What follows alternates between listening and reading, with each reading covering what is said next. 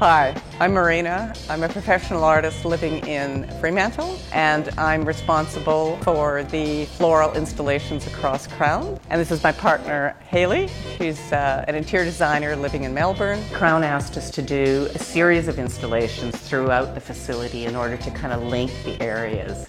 But we also wanted each one to be unique and different and a new experience and kind of create curiosity in a way to go to the next one. We have a process here because Hayley and I, she's in the east, I'm in the west. She cut all the petals there and cut all the flowers and then shipped them over here, and then we crafted them here and made them up. In particular, the frangipani tree was an interesting challenge. It's a beautiful interior. It's a special piece. We decided that we were going to do this kind of kaleidoscope of colors as you're approaching the thing from the different entries and areas.